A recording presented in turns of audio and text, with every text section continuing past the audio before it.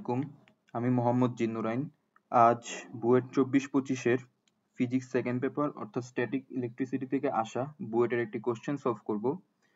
ইতোমধ্যে আমাদের চ্যানেলে বুয়েট 24-25 সেশনের কোশ্চেনগুলো সলভের একটি সিরিজ চালু হয়েছে এবং ম্যাথের 4টি এবং কেমিস্ট্রির 2টি কোশ্চেন সলভ করে দেওয়া হয়েছে এবং আজকে ফিজিক্সের 2 নম্বর কোশ্চেনটি আমরা সলভ করার চেষ্টা করছি। তো আসো আগে কোশ্চেনটায় কি বলেছে তাই একটু বোঝার চেষ্টা করি, এরপর আমরা সলভ করব। এখানে বলেছে tan ইনভার্স 5 কেজি ভর এবং 10টি ইলেকট্রনের চার্জ বহনকারী তেলের ফোঁটাকে 5 মিলিমিটার দূরত্বে অবস্থিত দুটি পাতের মধ্যে ভাসমান অবস্থায় রাখতে প্রয়োজনীয় বিভবের মান নির্ণয় করতে বলেছে। তো আগে একটা ডায়াগ্রাম আঁকার চেষ্টা করি, আসলে কোশ্চেনে যা যা বলছে তাহলে আমরা সেটা স্পষ্ট বুঝতে পারবো। বলছে দুইটা পাত আছে এবং এই দুইটা পাতের মাঝখানে হচ্ছে 10টি ইলেকট্রন বহনকারী এটা তেলের ফোঁটা আছে। ধরি এটা হচ্ছে তেলের ফোঁটা এবং এই হচ্ছে আমার পাত।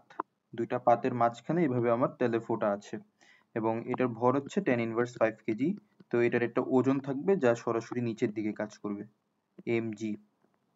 তো এটাকে বলছে ভাসমান অবস্থায় রাখতে হবে। এই লাইনটা খুবই ইম্পর্টেন্ট। ভাসমান অবস্থায় রাখতে হলে নিচে যে ওজনটা কাজ করবে এর বিপরীতে আমার একটা ফোর্স কাজ করা লাগবে এবং এই ফোর্সটা কাজ করার জন্য আমরা এখানে দেখছি ইলেকট্রিক ফোর্স ছাড়া আর কোনো ফোর্স সম্ভব নয়, কারণ এখানে আমার ইলেকট্রন বহনকারী চার্জের কথা বলেছে, তো এখানে অবশ্যই আমি ইলেকট্রিক ফোর্স চিন্তা ভাবনা করব। তো যেহেতু এটা উপরের দিকে যাবে এবং ইলেকট্রন বহনকারী যেহেতু, তার মানে এটা চার্জ অবশ্যই নেগেটিভ হবে, তার মানে উপরের যে পার্টটা এটা অবশ্যই পজিটিভলি চার্জ থাকা লাগবে, তার মানে নিচের পার্টটা হচ্ছে নেগেটিভলি চার্জ। তাহলে নেগেটিভ এবং পজিটিভ নিজেকে আকর্ষণ করে উপরের দিকে নিয়ে যাবে। তো এখানে হচ্ছে আমার আকর্ষণ বলটা কাজ করবে। তো এবং এই আকর্ষণ বল এবং এই mgটা যদি আমার সমান হয় তাহলে এই তেলের ফোঁটা যেটা আছে সেটা ভাসমান অবস্থায় থাকবে। এটা হচ্ছে এই ম্যাথের লজিক এবং কনসেপ্ট। এখন আমরা ম্যাথটা চেষ্টা করি। তো আমরা কি বলেছি এখানে হচ্ছে কোশ্চেন অনুসারে হচ্ছে Fe ইকুয়াল mg। এখন Fe কে আমরা কি লিখতে পারি? Fe কে আমরা Q ইন্টু E লিখতে পারি, যেখানে E হচ্ছে তড়িৎ প্রবল এবং Q হচ্ছে চার্জ, ইকুয়াল mg। এখন এখানে E এর একটা সূত্র আমরা জানি, E equal V by D। এখন আমরা এই সূত্রটা কেন লিখেছি?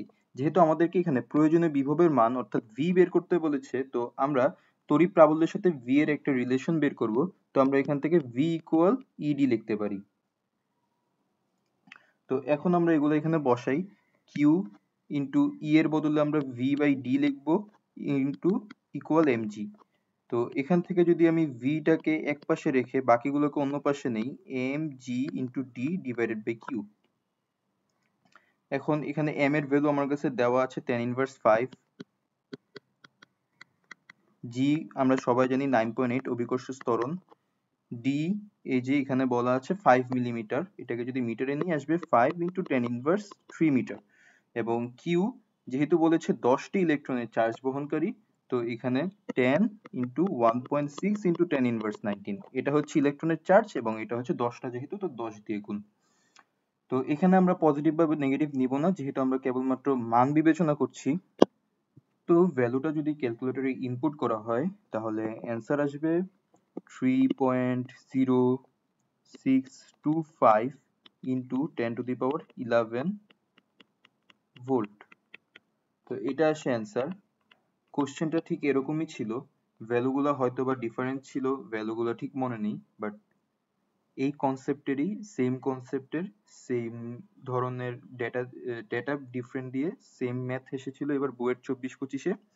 তো এই ম্যাথটা করিয়ে দিলাম, আশা করি বুঝতে পেরেছো এবং কোনো কিছু বুঝতে প্রবলেম হলে কমেন্ট সেকশনে জানাতে পারো। ধন্যবাদ।